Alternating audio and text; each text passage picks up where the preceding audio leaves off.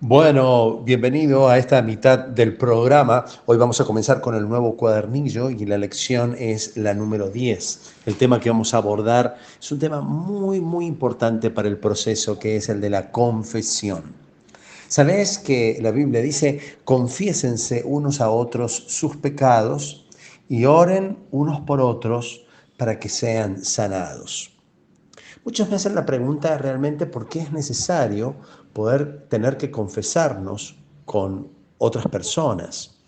Y otros dicen, yo realmente si no me confieso con otras personas parece que no me perdona Dios. En una de las ramas de la iglesia cristiana, la confesión hacia los hombres se vuelve como fundamental y un proceso donde hasta que no se me absuelve no quedo liberado de los pecados. En otro de los sectores de la línea protestante, la confesión es simplemente un acto que se hace con Dios y no tiene por qué intervenir las personas. Pero más que lo que diga una confesión de un lado o de otro del cristianismo, la pregunta es, ¿qué dice la Biblia en relación a esto? Y en el libro de Santiago, en el capítulo 5, verso 16, dice, confiésense unos a otros sus pecados y oren unos por otros para que sean sanados. Uno de los grandes problemas o conflictos que tenemos es que muchas veces hemos confesado quizás a Dios uno de nuestros pecados. Sin embargo, estamos metidos o enredados como en una maraña, como en un pozo oscuro. Pareciera que no pudiésemos salir de los recuerdos, del dolor que nos provoca, de la vergüenza. O a veces todo lo contrario, pareciera que en realidad lo que vivimos es simplemente como una experiencia de decir, de comunicar que nos hemos equivocado, pero en el corazón, en la experiencia espiritual, pareciera no pasar nada. Yo hoy quisiera que con esta ilustración que voy a darte puedas mirar lo que consideramos que es el proceso de confesión. La historia que quiero contarte es la historia de Jessica. Estás mirando uno de los programas importantes que se realizaron. Fue el primer salvataje que se hizo por televisión y en una cadena que llamó la atención a una gran cantidad de periodistas en el mundo. Jessica McClure Morales. Esta es la historia de Jessica, que nació el 26 de marzo de 1986. Obtuvo notoriedad a la edad de los 18 meses, porque ella cayó en un pozo en Texas, en un pozo que estaba escondido en el patio de su casa. Ella cayó el día 14 de octubre de 1987. Y entre ese día y el 16 de octubre, 2 días más tarde, los equipos de rescate trabajaron durante 58 horas para poder liberar a esta chica que se la llamó Baby Jessica del pozo, en el que se encontraba a unos 7 metros de profundidad. La historia trajo la atención mundial porque trabajaron más de 400 personas en el rescate.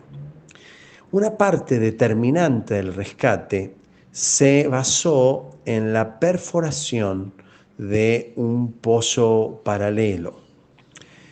Dos cosas importantes sucedieron. Por un lado, la fase 1 se llevó a cabo reconociendo que las personas tienden a hacer y pensar cosas extrañas cuando están atrapadas y solas en un lugar oscuro y aterrador por mucho tiempo.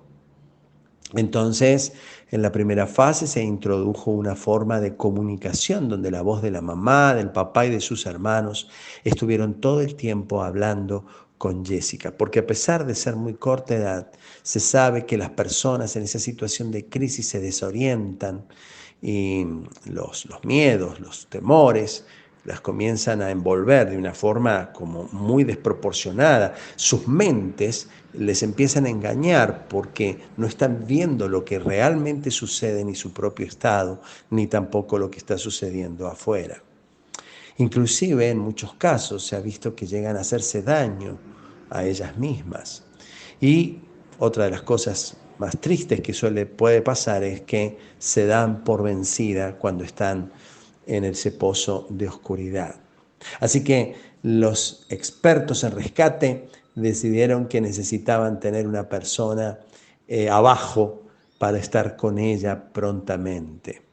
Luego pondrían su atención en ver la forma en que la sacarían del pozo. Gracias a Dios el plan funcionó y finalmente Jessica fue rescatada. Aquí vemos una de las imágenes ya de Jessica grande. Hoy es una cristiana que sirve al Señor. No sé si te ha pasado que cuando nosotros hemos cometido uno o varios pecados, nos sentimos como si estuviésemos atrapados en el fondo de un pozo profundo y oscuro. Y si nos quedamos allí mucho tiempo, puede que nos desorientemos y preguntemos por qué estamos haciendo este viaje de recuperación, como si quisiéramos escapar de este momento. En este tiempo estás viviendo un momento que es crucial en el proceso. Es crucial en el proceso, pero a su vez es una mirada a tus propios pecados, lo que lo hace un momento oscuro, lo que le hace un momento que pareciera aterrador. Por eso es un momento crucial tener a otro ser humano cerca, que esté con nosotros en ese pozo lo más pronto posible. Necesitamos tener a alguien cerca antes que nos demos por vencido y regresemos a un proceso muy natural que es el proceso de la negación. El paso de la confesión tiene dos partes. Uno es confesar a Dios las debilidades, los resentimientos, los pecados. Y la segunda parte es confesar a alguien más esos mismos pecados. ¿Cómo puedo confesar a Dios esas debilidades, resentimientos y pecados? Dice la Biblia que quien encubre su pecado jamás prospera, pero quien lo confiesa y lo deja, halla perdón. Ese es un magnífico proverbio que nos habla acerca de que por qué tantas veces hemos quedado nosotros atascados en el desarrollo de nuestra vida. Es como si algo nos imposibilitara seguir creciendo, como si no pudiésemos ver más allá. Normalmente, cuando entramos en este proceso de estancamiento en el desarrollo de nuestra vida espiritual, emocional o demás, es porque hay un pecado que ha quedado allí oculto en nuestro corazón. Y los pecados ocultos, los pecados que están encubiertos, nos hace que no prosperemos. Pero lo bueno es que la misma palabra de Dios, quien dice que el pecado oculto hace que no prosperemos, dice también que nos da la salida, dice que quien lo confiesa y quien lo deja encuentra el perdón. Así que te animo a que obedezcas las instrucciones de Dios. Primero, confesar a Dios y en segundo lugar, confesar a un hermano. ¿Qué ganamos confesando nuestro pecado a algún hermano? Bueno, en primer lugar, no te vas a quedar en tu aislamiento. No te vas a quedar en el pozo solo. En segundo lugar, cuando vos podés mirar tu pecado y cuando podés confesarlo a otro, rápidamente en tu corazón empieza a tener una mayor disposición para poder perdonar las ofensas que otros te han hecho. Si no miramos nuestro propio pecado, rápidamente nos sentimos como superiores a los demás y nos sentimos enormemente heridos por las demás personas. Pero cuando miramos nuestro propio pecado y lo tenemos que confesar, entonces empieza a haber también una mayor disposición para poder perdonar a los que nos han herido. ¿Por qué? Bueno, porque perdemos nuestro falso orgullo. Ese orgullo que nos hace sentir que nosotros somos impolutos, que no nos equivocamos, que no herimos a nadie, bueno, que nunca nos hemos hecho algo tan grave como lo han hecho otros con nosotros. De pronto empieza a notarse en nosotros que vamos perdiendo nuestro falso orgullo cuando nos damos cuenta de la dimensión de nuestros propios pecados. De esta manera salimos del círculo de la negación. ¿Por qué? Porque vas a sentir la necesidad de dejar de negar o de justificar tus propios pecados para entrar en un proceso extraordinario de aceptación de tu realidad. Y así vas a poder sentir una libertad desconocida hasta el momento. Así que hay muchas ganancias para que nosotros podamos entrar en este proceso de confesión. ¿Cómo hacer este proceso de confesión? Quiero alentarte en primer lugar que busques a alguien del mismo sexo. Esto te va a dar libertad para compartir algunos detalles importantes acerca de qué fue lo que sucedió, cómo fue lo que sucedió, y puedas hacer una confesión amplia, detallada, inventariada de lo que sucedió. Tenés que esa persona del mismo sexo tiene que ser un compañero de lucha o alguien que entienda este proceso. Yo te aliento a que hagas este proceso especialmente con algún mentor o con el líder de tu grupo. Antes de comenzar, es importante que oren juntos. Y quiero explicarte por qué. Este tema de confesión podría transformarse como en un trámite necesario donde vos decís las cosas, el otro te absuelve o dice, bueno, ya estás perdonado, pero no una experiencia de poder confrontativamente espiritual. Satanás quiere hacer intrascendente este proceso de confesión por una sencilla razón. Él sabe que cuando se acompaña a la confesión, el ponerse de acuerdo con lo que determina Dios que es incorrecto, que está mal, empezás a sentir lo que siente el corazón de Dios ante el pecado. No es simplemente un darnos cuenta que hicimos mal, sino que la palabra confesar es ponerme de acuerdo con lo que dice Dios, cómo siente Dios, cómo piensa Dios en relación a ese pecado. Quiere decir que necesitamos para esto tener un momento altamente espiritual, porque la palabra de Dios dice que Él está buscando corazones quebrantados, porque al corazón orgulloso Él lo mira de lejos, pero al corazón quebrantado Él se acerca para restaurarle y para levantarle. Por esa razón es importante empezar orando juntos. Orar juntos significa convocar o pedir la presencia del Señor en ese momento junto con la persona que va a escuchar tu confesión. Además de eso, orar juntos es una manera de expulsar al acusador de nuestra vida. Porque o podemos hacer la confesión como un trámite sin más, o podemos hacer la confesión con todo el quebrantamiento y la angustia, pero seguir atados a los recuerdos de ese pecado, de esa falla, de ese error tuyo, y permitirle al enemigo, que es el gran acusador delante de Dios, que siga acusándote sobre cosas que ya han sido perdonadas.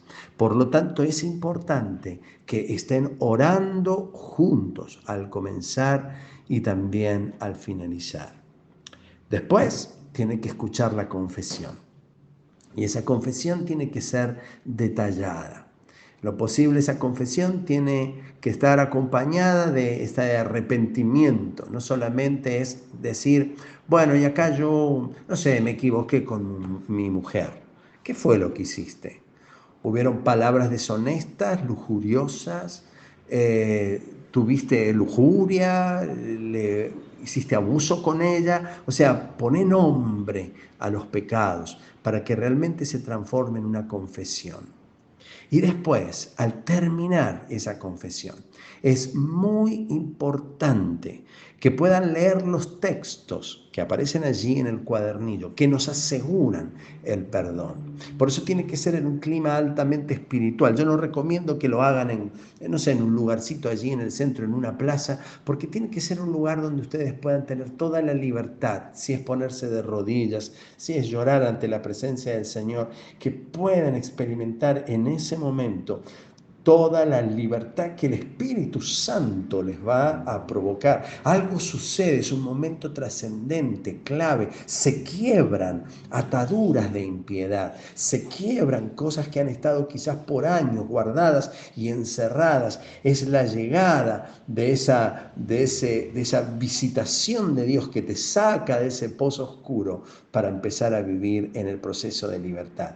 Por eso necesitas escuchar de la boca de alguien que en el nombre del Señor Jesús comience a leerte los textos que aseguran el perdón. La palabra está llena de textos que nos aseguran que Dios tiene el poder para perdonar. Dice que si confesamos nuestros pecados, Dios es fiel y justo y nos lo perdonará y nos va a limpiar de toda maldad. Para terminar, quiero que mires y escuches con atención esta preciosa historia de un nene que necesitó resolver el tema de la culpa a la manera de Dios.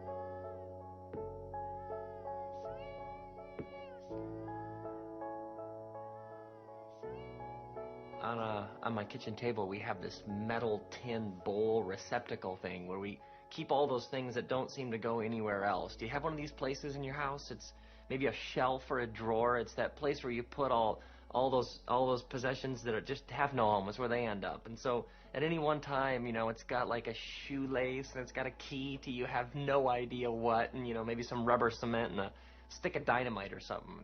I don't know. So anyway, a few days ago, my wife Kristen and I were cleaning up the kitchen. We're picking things up, and I noticed this little white ball in the metal bowl, and I'm struck with the fact that I've never seen it before. And so I turned to Kristen and I say, like, hey, where'd this white ball come from? Where'd you get it?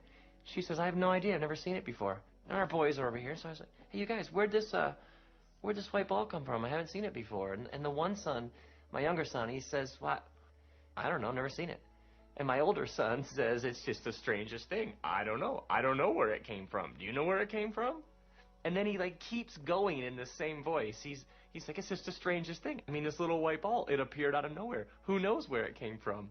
And Kristen and I look at each other, and we have this look between us like, do you know who this boy is? I mean, for a few brief moments, he's some other kid, and he just keeps going with these bizarre gestures. It's like he's been possessed by the spirit of Urkel or something. I mean, for a few brief moments, he's this other boy, you know? I don't know. I don't know where it came from. But, I mean, it's just like it's just a little white ball, and it's... Kristen and I look at each other like, it's just not that big of a deal.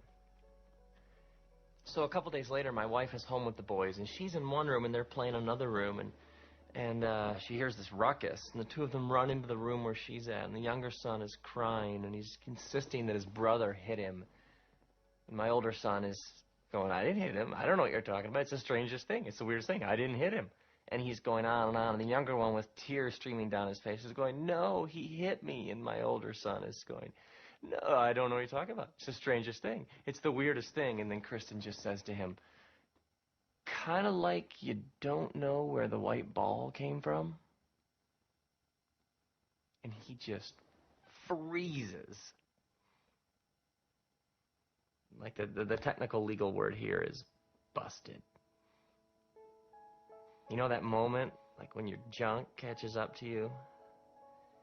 It's like maybe not that day, maybe not the next day, maybe not for a while, but given enough time, it always finds us. Like there's this great phrase, wherever you go, there you are. It's written in the Bible in the book of Galatians, like, don't be misled. No one makes a fool out of God. Whatever we plant, we'll end up harvesting. It's like one way or another, given enough time, our sins find us out. It always catches up with us, doesn't it? So my boy stands there in front of his mom, frozen. And then he turns and runs upstairs.